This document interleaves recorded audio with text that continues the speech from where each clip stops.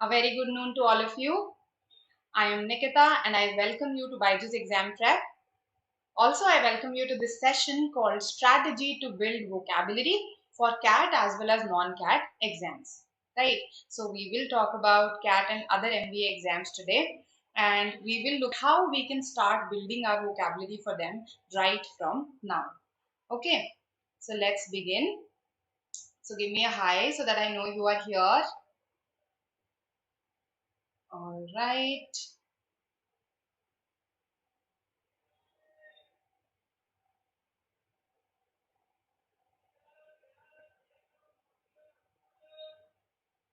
Let me just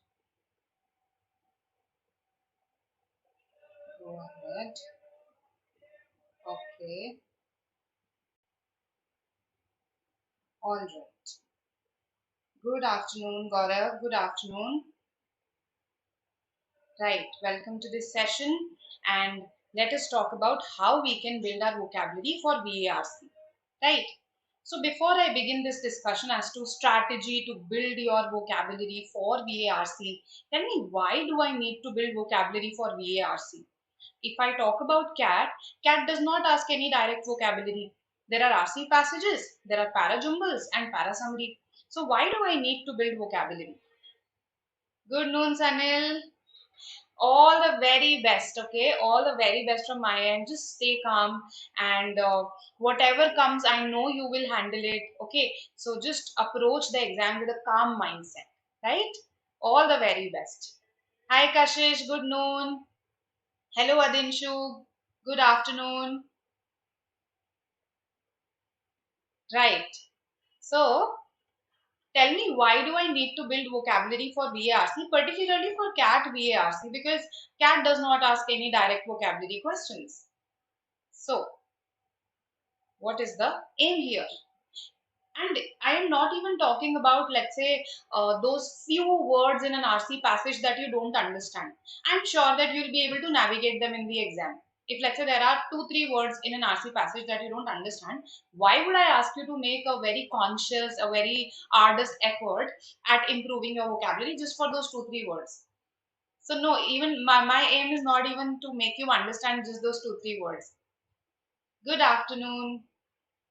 All right, all right. Yes. So, the thing is that the vocabulary that I'm talking about today is not your difficult words, so to say. These are some terms that are genre based, that have become popular, okay, for a particular genre. They represent the jargon of that genre, and some words that have recently become popular in our social use. To give you an example, cultural appropriation. Some of you may have heard of this, cultural appropriation. There's a term called ableism. There's something called ageism. So these are some words that were not probably popular 20 years ago, but they are popular today. And you might get RC passages on them today. So I am talking about that kind of vocabulary. Right, so we will talk about today we'll talk about high frequency words also. We'll talk about the kind of vocabulary that I really need to build when it comes to CAT. And for our non-CAT exams, we'll see what kinds of questions are asked and how we can prepare for them. Right, so that's going to be our approach for today, and I'll be very specific with you. My aim is not to make you understand just those 2-3 words that you right now don't understand, because I know you can navigate an RC passage even without that. My aim is to equip you to understand, to comprehend an RC passage based on a specific genre. Right, all right, so let's begin now. Here's a word for you. This came in MAT yesterday, so I thought to actually write it here. Yes. So just break it, okay, and you'll be able to pronounce it. So yesterday, I think somebody wrote this word in the chat box, stating that it came in slot 3. So the word it's actually an informal word, and this is how we pronounce it: supercalifragilisticexpialidocious. Supercalifragilisticexpialidocious. All of these are basically super, cali, fragilistic, expialidocious. You have to basically pronounce all of these separately. Now, why did I begin with this word? Because a lot of students were scared yesterday after looking at this word, that how can they ask us, they actually asked the spelling of this word. So a lot of students were scared, thinking, how can they actually ask us the spelling of such a word? Now, the good news is that not all your words are going to be like this. This is an exception to the norm. This is an exception. You will not be asked 34 letter words in the exam generally, right? So, this is an exception. That's the good news. It's an informal word. It's an informal word. And what does it mean? Can anybody tell me? Yes. Yes, there's a video. Actually, this word was popularized by a movie. It's not a word that has been there in the dictionary for ages. In 1964, this movie Mary Poppins, okay, this Disney movie Mary Poppins came, and in the movie there was a song on this very word. Okay, so they sing the song supercalifragilisticexpialidocious, right? That's how the song goes, and they are talking about this word there, which means something that's wonderful, something that's wonderful. Okay, brilliant, extraordinary. That is supercalifragilisticexpialidocious. So, uh, the why did I start with this word today? Because I want to tell you that this is an exception to the norm. Please do not be scared that you will be asked such words in all the exams out there. No. Okay. So, not all your vocabulary words are so atrocious, right? What is atrocious? Can anybody tell me? This word sounds atrocious, isn't it? So atrocity, the word comes from atrocity. So basically something that's cruel, something that's horrifying, something that's wicked, that is atrocious. So not all your vocabulary words are so atrocious. In fact, some of them are very commonly used words, and you do not have to pick up all the words through rote memorization. That is the good news for you when it comes to building your vocabulary. Right, the process can be fun for you if you make it so. You just have to make some efforts every day, right? So what to do then? So I picked up this article from today's The Hindu, right? This is not a complete article. I've just picked up two sentences to basically, uh, this is one sentence only. These are two sentences because you need these two sentences to understand what I want to make you understand. So these are the two terms that I want you to understand here. Read it, and on the basis of the context, tell me, what do you understand by the word award? Yes. Read the first sentence.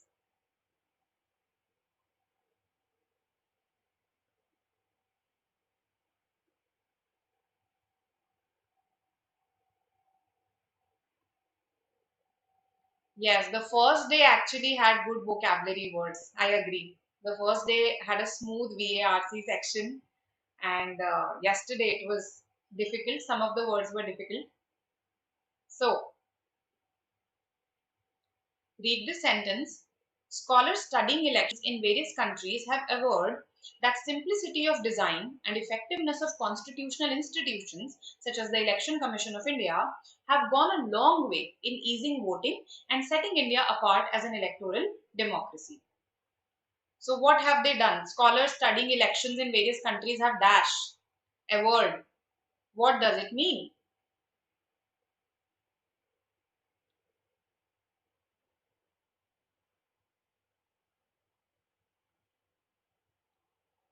Decided. They have decided that simplicity has made it easy, or have they declared? They have stated it.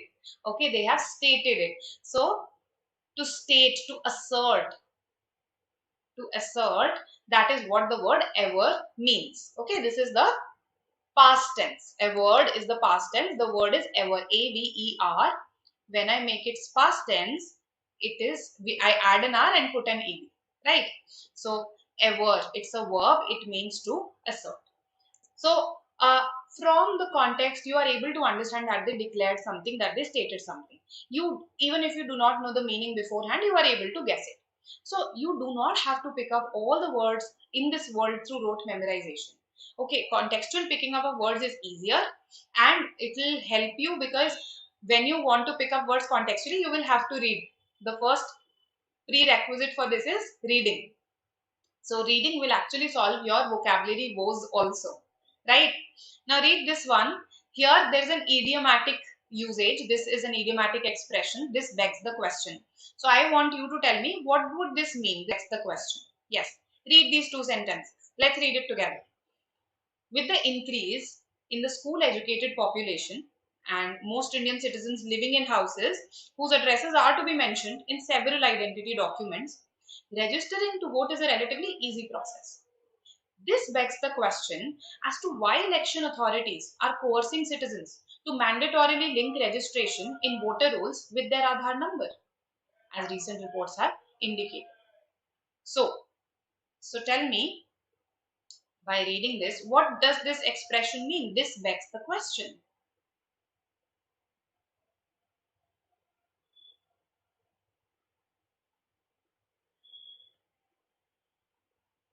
Yes.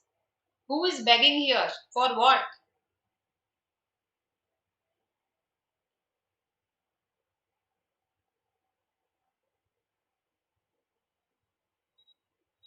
Waiting for your responses. An essential question that has to be answered, that needs an answer. Yes, this gives rise to the question. So actually, instead of saying this begs the question, we can also say this question begs an answer. This question, the question that begs an answer is, the question that begs an answer is, why election authorities? The question that begs an answer. So you can actually write it this way also.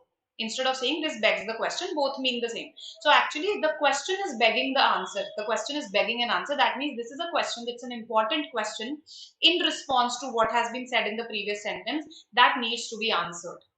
Right? So basically when you ask a question in response to something and you are saying that this question needs to be answered, that is what it means. This begs the question. And trust me, I also never learned it specifically, this expression. I just read it a number of times. I read both the variants, okay, at different places, and I realized that, okay, probably they mean the same. And this is what it means. So, contextual picking up of words, contextual picking up of idioms, that's much easier. It will make you a more effective reader also. It will get you into the habit of reading as well. Okay, something that you would absolutely need when it comes to CAT RC passages.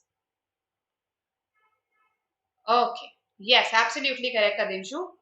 So I hope this is clear how contextual vocabulary can help you. Right. So the solution is to pick up words contextually, to pick up idioms contextually. Words, idioms, phrasal verbs, slang words, expressions. Okay. You'll pick up all of them very effectively contextually. But what does context involve? Does it involve only reading? Just by reading? Is that enough? Or is that all there is to it? No. You know, when we listen, so for instance, when you watch a web series, right, you pick up a number of words even from that web series. How? From the dialogues of the characters. So again, what you are doing is you are picking up words contextually there, right? Speak. Now, when you apply whatever you've learned, let's say you read a word at a particular place. So this happened when we write in the, yes, yesterday. So I was taking this batch 9 to 10:30, and I have read this term poster boy a number of times, right? Of course, I never looked it up in the dictionary. From the context, it was clear to me. When I say he is the poster child of nepotism, he is the poster boy of nepotism, that means he represents that quality, right? So now I ended up using it. I ended up using it in the class in a specific context. So when you pick up words contextually, if you use them also, they get cemented. They get cemented. So don't just read and listen. In order to cement your contextual understanding of words, also use them, right? And of course, if you are able to, if you want to, let's say, cement it permanently in your memory, there's nothing like writing, okay, using those words in your writing. I will elaborate on all of these, okay, shortly in the coming slides, how you can write, what you can write. We will discuss that, right? Thank you, Kashish, for your confidence in me, right? Let's have a look at what else we can do. So we can pick up words contextually, and yes, we can make conscious efforts to learn words, but it does not have to be through rote memorization. We can make this process fun, interesting for ourselves. Okay, it's only when you make it fun, when you make it interesting, will you stick with it for a long period of time. Otherwise, you will start. Most students do this. They start with 10 words every day. Yes, yes. So that's the mantra. I will learn 10 to 15 new words every day. They go on. They go on about it for, let's say, 15 days, 20 days. After that, they stop. So, uh, make it interesting for yourself so that you enjoy doing it, so that you do it on a consistent basis.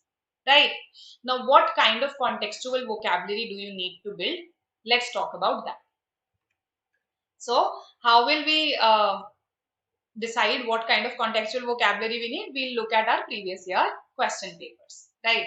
So we look at our previous year question papers and we realize that if I talk about RC passages in CAT, your RC passages come from various genres. So for instance, business and economics. These are some of the dominant genres out there. Science and tech. Social sciences including politics and political philosophy. History, and I've categorized everything else as others: art, culture, literature, language, etc. So that means I need to know the words of these particular fields, isn't it? To give you an example, see, cultural appropriation is a word that has appeared in your RC passages in the previous years. Identity politics again is a term that has appeared in your previous year RC passages. Cash cow, a word belonging to the field of business and economics. Machine learning, science and tech, AI, artificial intelligence. So, uh, the terms that you need to be aware of for your RC passages are not some fancy words like the one that I showed you in the first slide. These are these common words that you should understand. Okay. So, can you tell me what is the meaning of machine learning? I know artificial intelligence, but what is machine learning? Yes, it's used a lot. People throw the word around.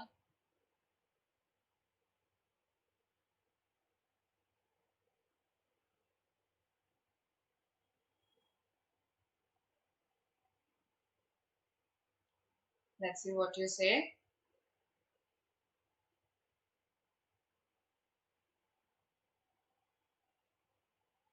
Hmm. Machine learning. Come on. Adinshu, what do you say? Kriti?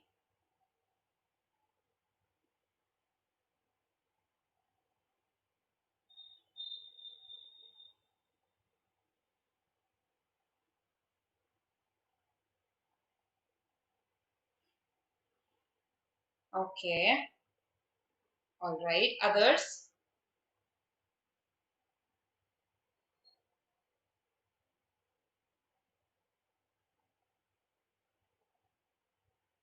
Okay.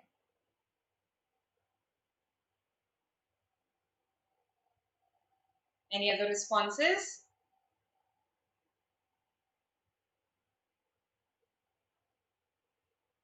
Kashish, what do you say? So, machine learning is not just coding. It's not, so the moment I say machine learning, students say artificial intelligence. It is related to artificial intelligence, no doubt. Basically, see, various softwares that we design today, uh, they have an algorithm. Algorithm is basically a sequence of rules that they follow, right? A sequence of rules that a software follows. Now, machine learning means that your software is very intelligent. How?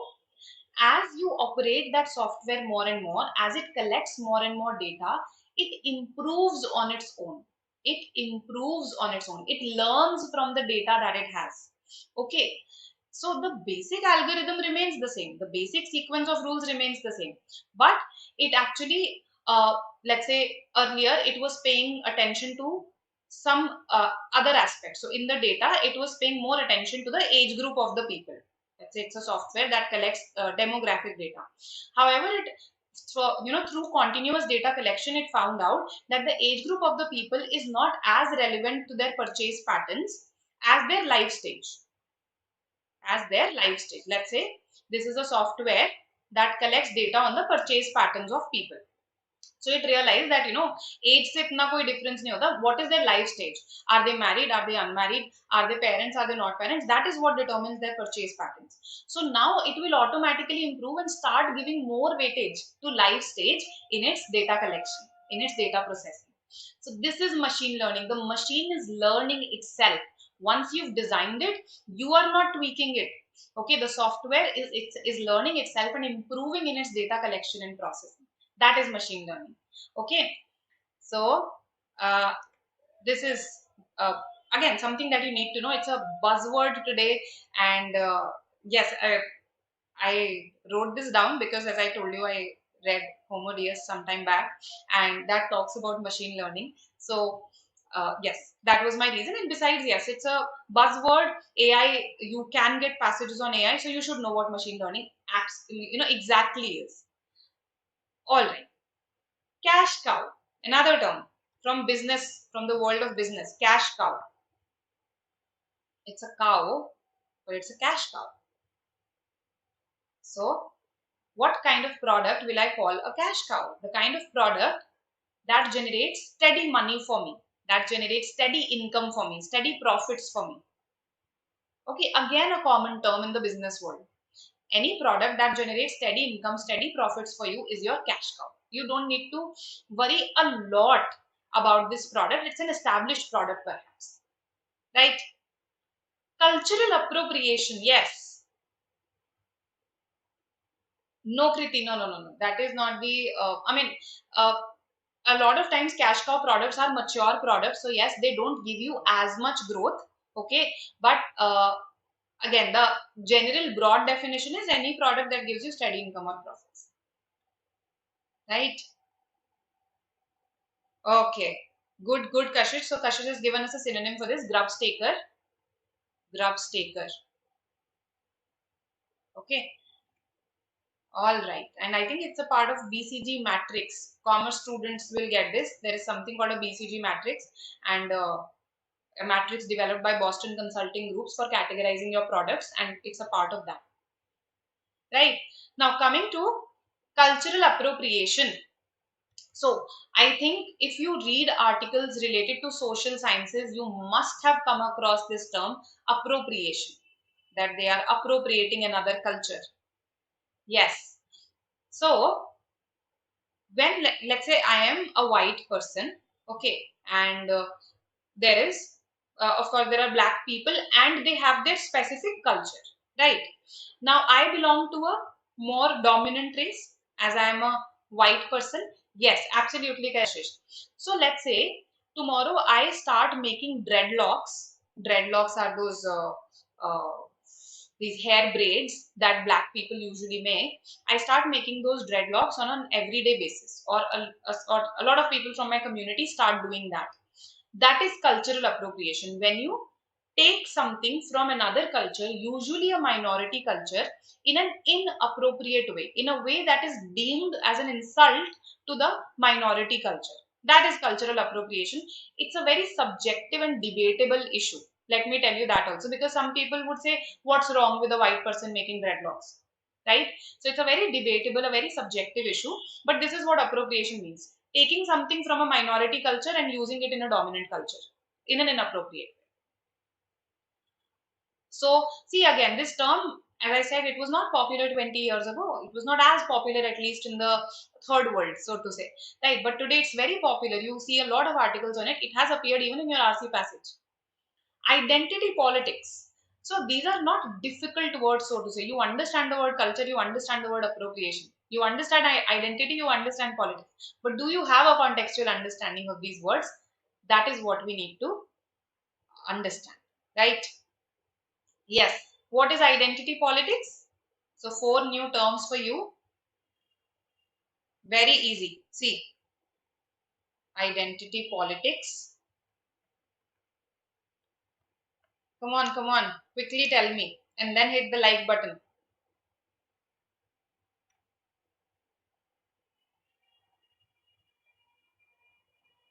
So, identity, we understand. Politics, we understand. When you do politics based on a person's identity, right? When political agendas are governed by the identity of the people, so their race. So let's say I belong to a particular race. I feel that my race does not have adequate representation in the popular political parties, so I float a political party of my own, or I make a body that talks about the issues of my race, my religion, my social background, right? So that is what identity politics is all about. Politics based on the identity of a person. So forming such political parties, such political alliances that are based on some identity issues, right? So this is how we need to understand various words. These are all common words. It's not like you don't know cash, you don't know cow, you don't know machine, you don't know learning. You know all these things, but these things carry a specific meaning, and that's what you need to understand.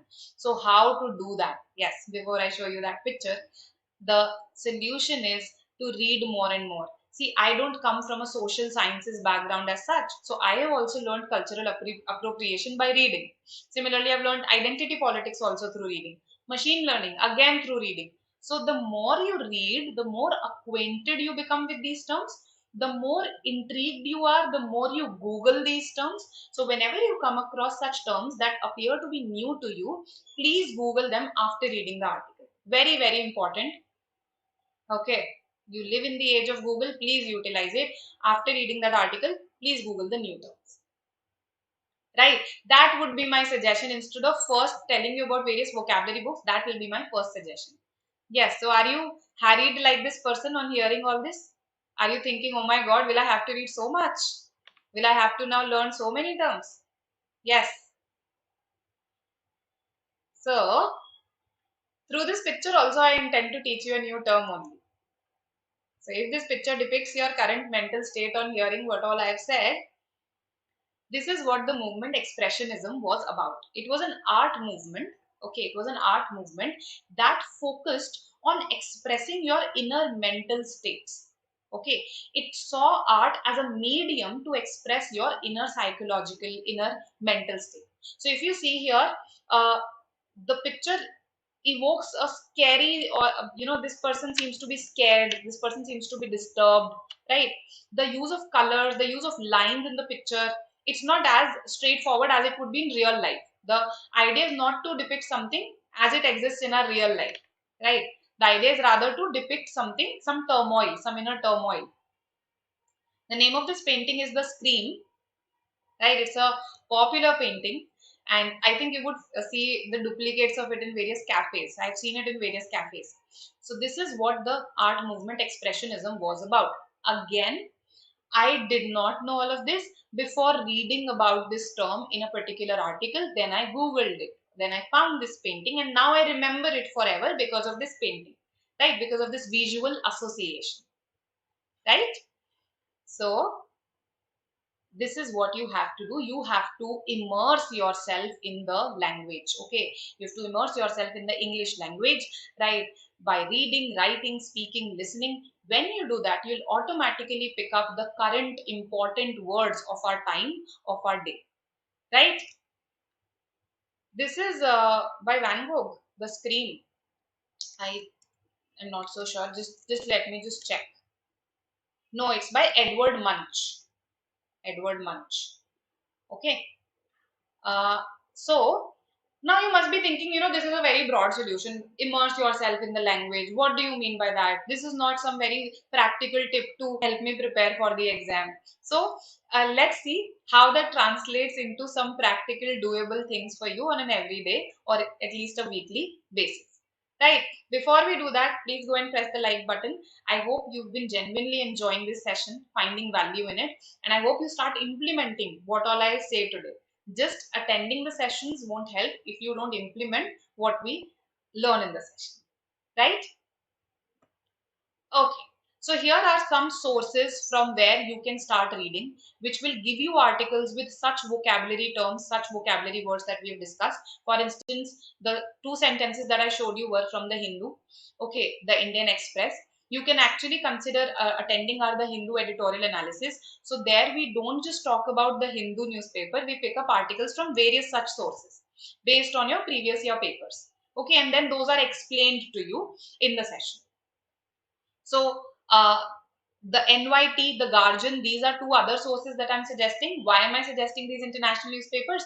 I have seen RC passages from them. Okay. And moreover, most of your RC passages, they come from international sources. So international authors, they have a specific style of writing. They talk about specific international issues. So that's why it's important that you are used to reading these international authors. This is what NYT and Guardian will expose you to. Unfortunately, just some of these articles are free, so you'll have to make do with the free articles. Okay, if you get some other source from where you can, let's say you get a subscription from somewhere, nothing like it. Okay, however, of course, you can access at least the free articles. Also, our effort in the mock test is that we also frame RC passages from the articles of those sources, such sources which have formed a part of your RC passages in the previous years. So through your mock test also, you'll be exposed to the articles from these sources. Right? Eon.co is, I think, something that all of you are aware of. It has been a favorite of the examiners, and RC passages from this have been framed. It's an e-magazine and it's extremely interesting. The articles in it are long. I admit that. You can break it into parts. So let's say in the morning you read half the article, in the evening you read the other half. That can be done. Right? Eon.co, it's an e-magazine. The Atlantic is again another magazine that you can refer to. So last year an article, an RC passage came from this. Again, very interesting, talks about international issues. So yes, Smithsonian Mag, what I like the most about it is some of the articles that I've read, they combine history and basically they combine other genres with science very well. History and science, anthropology, no, anthropology is a science itself, sociology and science. Okay, so they combine the physical sciences with the social sciences very well. And uh, there has been this move. I don't know why my tab is misbehaving today. Just a second. Yeah. Uh, if you look at your recent RC passages, okay, from various things, there has been this movement towards cross-genre RC passages, meaning that your RC passage today is not, let's say, a very specific history passage just confined to history. It will probably combine history and science. It will probably combine the business world and history and politics. So that is even much easier to combine. So cross-genre articles, cross-genre RC passages, cross-genre terms. These are what you need to be aware of. And a very classic example that I give time and again, in one of the years, I think it was 2019, pre-COVID, uh, you got a passage on something called behavioral geography. Behavioral is related to psychology and geography is geography. So imagine you can combine psychology and geography also, right? So please focus on such cross-genre articles as well. So you should read these articles, Adinshu, articles from these sources. I agree, Sakshi, some of the words there are difficult, but again, they will be difficult for you initially when you start reading. And if those words are difficult, you just try to infer the meaning contextually at that time, right? Understand whatever you can. Your focus should be to grasp whatever you can. Once you are done with the article, just look up the meanings of a few out of those. I'm not saying look up the meanings of all the words out there. If there are 30 new words that you spot in an article, I'm sure that you'll be able to pick, understand the meaning of 15 of them contextually. The other 15 that are there, out of those, you can decide, okay, these 5 I didn't get at all. Let me just look up their meaning. Right? So this is how we can operate. Mistakes students should avoid while preparing for vocab. The mistakes is, first of all, just learning a word and its meaning, never seeing which part of speech it belongs to, how you can use it, because if you just learn a word and its meaning, it has a very limited use. It will just help you for your direct vocabulary questions, synonym, antonym, nothing beyond that. And probably it will not even help you there, because in synonym, antonym, if close options appear and you've learned just one fixed meaning without seeing its usage, you might not be able to mark the correct answer.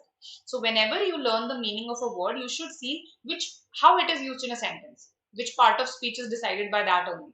So see the usage of a particular word. Very, very important. So that is one mistake that you should avoid.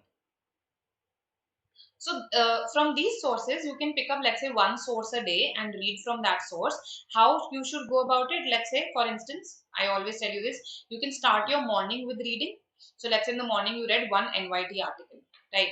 You can end your day with reading. Okay, so or in the morning you went through the newspaper, at night you went through some e-magazine.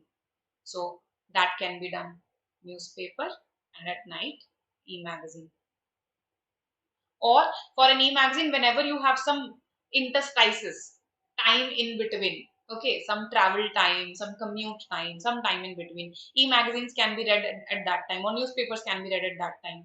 Okay, so this is how you can manage your day, because reading has to become an essential major part of your day if you want to crack CAT. At least it's the two-thirds of your exam is RC passages. Okay, two-thirds of your VRC section. So these are some of the sources, and I would also recommend to you non-fiction books, right? So for instance, what I do is in the morning, I start with something that's spiritual or philosophical, and therefore it's a non-fiction book, right? Then at night, I sometimes tend to read e-magazines, newspapers whenever I find time in between. That's how I operate. Your strategy could be different, right? All right. Associating words with examples. Yes, absolutely, Kashish. So I'm going to come to association in a short while, right? Associating them with where you first came across them. So I have memories. Okay, this is where I spotted this word for the first time. Associating them with people in your life, right? Associating them with a particular incident, right? So that's how you remember words for a longer period. The next element, as we talked about, listening. So listen to English news. If in case you've been listening to Hindi news or some other language news, switch to English news. Okay. Listen to podcasts, a very effective way. Again, in our previous sessions, if you've been attending some MHCT sessions with me, I have recommended some BBC podcasts to you, right? Like The Language We Speak or The English We Speak. You will find it with both the names. That's one. Then there is one on phrasal verbs. No, this is the one on phrasal verbs and expressions. Grammar, 6 minute English, 6 minute grammar. Yes, there is a channel called 6 minute grammar. So in case you want to improve on your grammar, you can actually consider watching that. Then listening to that. Then there is one that I listen to. It just has 2 seasons. It's not a very longish one. English for Exuberance. You can consider listening to stories that are available on podcast. The entire Harry Potter is available on Spotify. Okay, so you can listen to that. So listening is also how we develop vocabulary, and of course, any web series that you watch, right, will help you build some vocabulary. For instance, Schitt's Creek has some amazing vocabulary, right? Moira Rose is known for using very peculiar words. So just giving you this as an example. Who wants to calm down? See, Kashish has given us a link, given us an idea for a podcast on Spotify. Good series of podcast too. Respectfully disagree. All right. All right. Great, great, Om. So, listening to the language again helps you imbibe a lot of words and to subconsciously speak. So, make this a habit. Okay, make this a practice that you are going to implement one new word in your vocabulary in a day. That means you're going to use that word. You're going to speak a sentence that involves that word, not just a sentence. So let's say you talk to 5 people every day. So you have to use that new word 5 times, right? And trust me, that helps. I've tried it. I've implemented it. Sometimes my family laughs also because of this, that I'm deliberately trying to incorporate that word, slip in that word in the conversation, but it helps genuinely. And lastly, I talked to you about writing. So see, if you start preparing for your writing ability tests, which are a part of the stage 2 of your selection process, if you start doing that right from now, it will help you in 2 ways. First of all, you will be writing essays on various topical issues. So it will improve your current affairs, your current knowledge. This current affairs will help you in those exams that ask GK, like TISNET, Okay, and that also. And in addition, it will also help you in your personal interviews, because in personal interviews also you can be questioned on topical issues. So you can start writing these essays on topical issues, 250, 300 word essays, right? And when you write them, try to incorporate some new words that you have learned, right? And use the high frequency words. See, high frequency words, for instance, yesterday we had words like fickle, right? So if I say that so and so, this policy uh, makes the government look fickle, it makes the government look weak, if I want to say, or makes the government look um, as somebody who is not made up his or her mind. So then I can use fickle there. I can use it. It seems the government is vacillating between the two policies. So fickle, vacillating. So see, now I have incorporated the high frequency words in my writing ability test also, right? In my essay also. So this is how writing can. I hope whatever I'm suggesting looks practical to you, because trust me, I would not suggest it if it were not practical. These are the things that I have implemented, that my students from previous years have implemented, and they're pretty implementable, so to say, right? They're pragmatic, so to say. So read, listen, speak, and write. Okay, at least the first three have to be done very regularly. So reading, speaking, and listening can happen every day. Writing can happen perhaps once a week for now. Right? Now, you must be thinking, okay, all of this still sounds vague. How do I come across those words that will be asked in the exam? That's what students ask me. Tell us those words that will come in the exam. So, I sincerely hope that your exams are going to ask high frequency words as they have in the past. So, if you look at a broad trend of various non-CAT exams, they happen to ask a majority of words that are used frequently, and for that you have vocabulary books, you have word par made easy, you have 30 days to a more powerful vocabulary. There are other books also that are there in the market.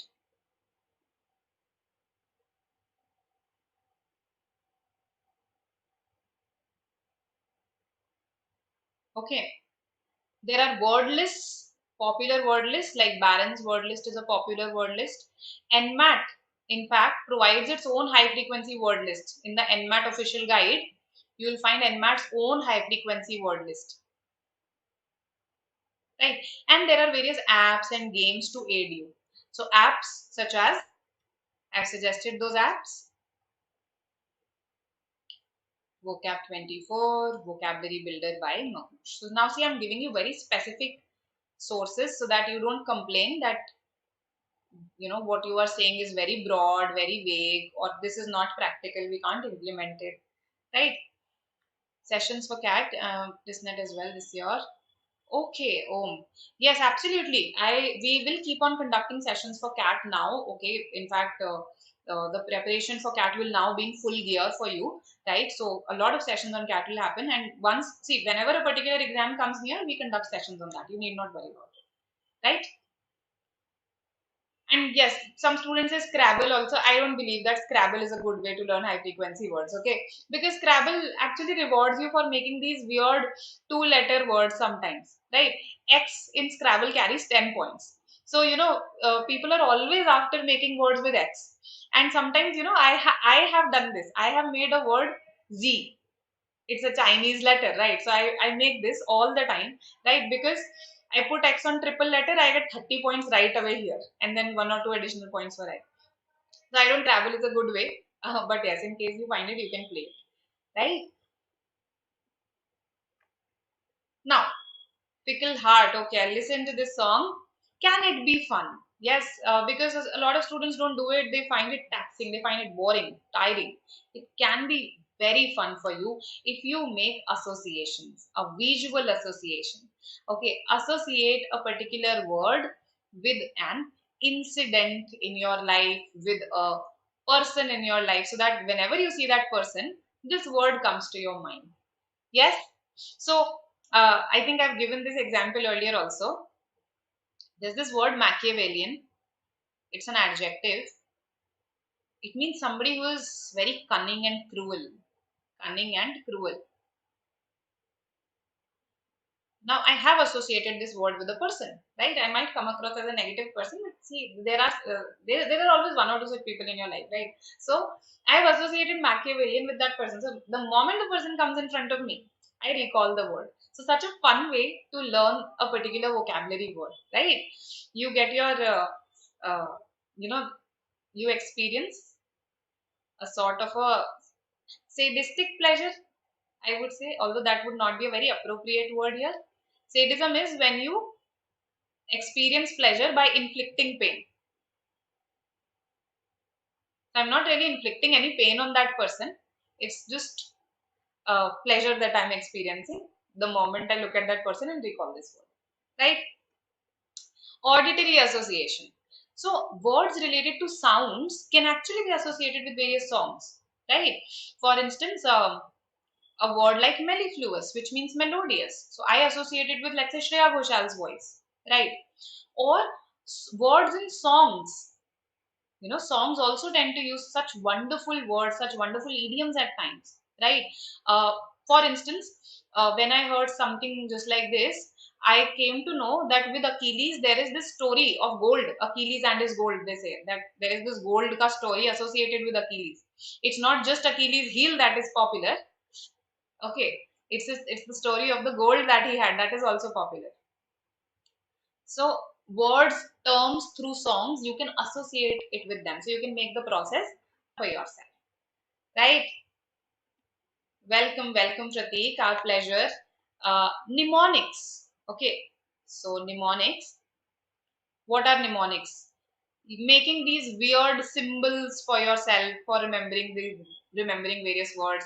These weird ideas for remembering words. Right? Remember we did lassitude. Were you there in that session? When we learned lassitude, how you can learn this word. See, yes, narcissism. Absolutely, absolutely. It can remind you of narcissistic people. Lassitude, parsimonious, right? So, see, lassitude means lethargy, laziness, right? Now, let's say I find this word difficult. Although it's not a difficult word, let's say I find it difficult to remember its meaning. So I can actually decode it like this: lazy attitude. Lazy attitude is lassitude, right? To abase someone, let's say, to abase someone, what does it mean? Lassi pee ke lazy hona, right, right. What does it mean to abase someone? Base से relate कर सकते हैं. So basically, you are, it's like you are sending them to the base. You are belittling them. You are insulting them. You are degrading them, right? So uh, that is what abase means. So you can associate it with base. Such an easy association, right? And parsimonious, जिसे हमेशा बस purse में ही money रखना अच्छा लगता है. The person who just likes to keep his money in his purse does not want to spend it. Okay, parsimonious. Stingy, कंजूस, absolutely correct. Miserly, right? So I hope this is clear to everybody. That's how you can make associations. You can make mnemonics like this. Okay, this I have associated with base.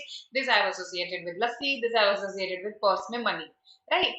So make the process fun for yourself. The more you learn new words, the more such fun processes you will discover, fun ways to remember words you will discover. Right? And nobody has to know this. These can be as weird as you want them to be. Right? It's just for your memory. Okay? Hope this is clear. Easy paper. Okay, perfect, perfect. All right. Yes, yes, yes. We are also waiting for it. Okay, so our team is just putting together a presentation currently, right? And we'll have it at 2.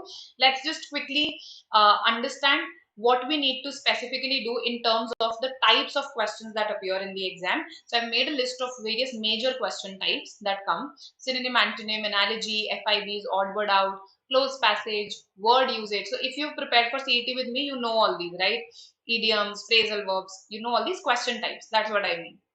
Figures of speech, common confusables, words that are similar and therefore can be confused with each other, contextual vocabulary in RC passages, Migratory words, words from other languages that are now used in English, right? One of my favorites, sine qua non, something that is absolutely essential, right? So, uh, here's a word that came in CET yesterday. I want you to tell me what should be the answer for this. Thank you, Milin. Thank you. And you're always welcome. Yes. Suddenly, the interest of the entire class has shifted to the chat box. Tell me, what is the antonym?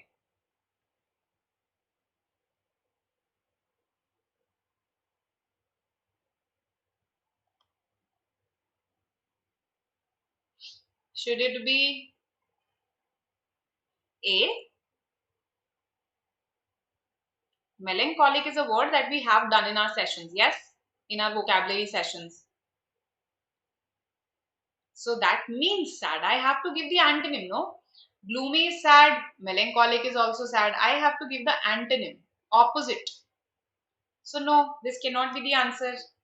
Spirited. Spirited is the answer. Absolutely correct. B. Not even C. So, yesterday when this question came, some students got confused between B and C. I got some messages that will it be comical, will it be spirited? But see, comical is funny. The opposite of sad is not funny. Spirited is when you're, happy, enthusiastic. So that is why spirited is the most appropriate antonym. Why did I show you this question?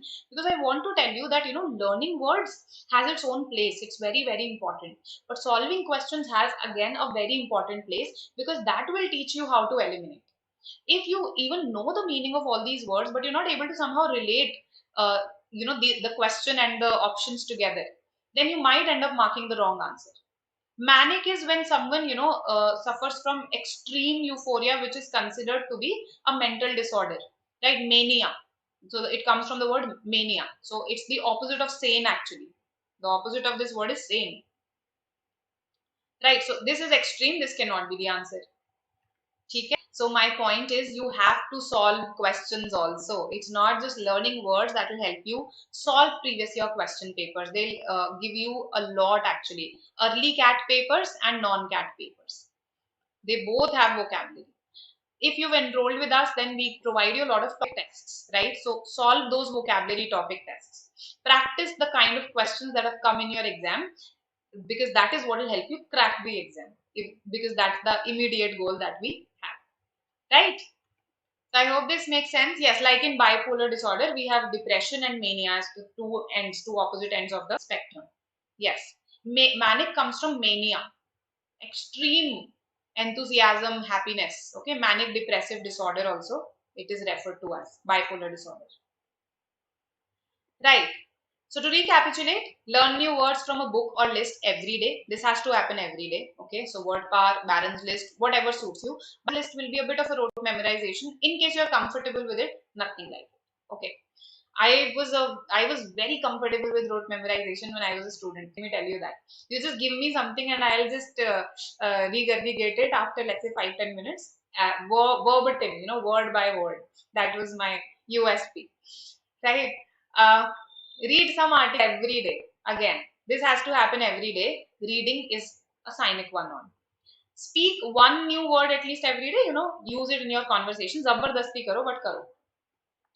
Listen to podcasts. They'll give you new words every day, right?